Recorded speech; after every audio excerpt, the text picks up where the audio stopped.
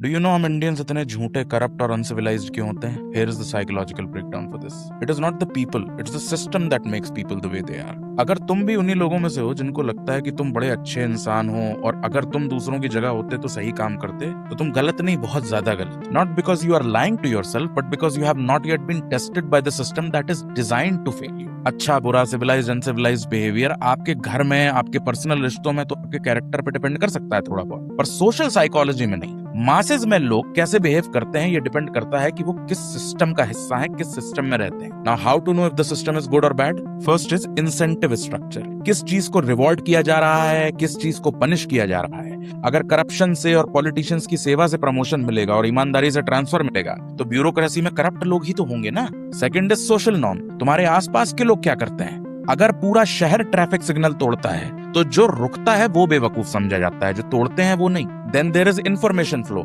आप तक कौन सी खबर पहुंचती है, कौन सी खबर नहीं पहुंचती है। अगर पॉलिसी के नुकसान कभी एक्सप्लेन ही नहीं हो, सिर्फ बेनिफिट गिनाए जाएं, तो लोग डिसीजन नहीं, नैरेटिव फॉलो करते हैं। अगर इंस्टाग्राम पे सिर्फ ग्लो अप और फॉरेन ट्रिप्स ही दिखाया जाएगा, तो नॉर्मल जिंदगी भी तुमको बहुत ज्यादा फेलियर लगेगी। और भाई सबसे बड़ा is accountability gap. Do you face the consequences of your actions? इसमें मेरी एक पर्सनल कहानी है, सच्ची कहानी। कुछ साल पहले कानपुर के सबसे रेपुटेबल हॉस्पिटल और उनकी डॉक्टर ने मेरी माँ का ऑपरेशन मेडिकल नेग्लिजेंस के साथ खराब कर दिया और झूठ बोलकर उसको दबाने की कोशिश की। जब मैंने शहर की टॉप अथॉरिटीज को लेटर भेजा, उनको केस फाइल भेजी, तो कोई जवाब नहीं आया कहीं से। फिर मैंने फ्रस्ट्रेट होकर केस कर दिया हॉस्पिटल पे। 2 साल बाद जज ने जजमेंट ऑर्डर पे लिख दिया कि ऐसा कुछ नहीं हुआ है, हमारी सारी एलिगेशंस गलत है। And let me tell you, हमें लग रहा था कि हम केस जीत जाएंगे क्योंकि हमारे पास अनडिनाइबल एविडेंस था कि भाई ये हुआ है हमारे साथ। अब किसी न किसी ने तो पैसे खाए होंगे। तो अब मैं जिंदगी में कोर्ट में नहीं जाना चाहता, भले ही कोर्ट में जाना सही ऑप्शन हो, बल्कि अब मैं मोटिवेटेड हूं to become obscenely rich and powerful so that I can also buy people in the system even if I am wrong.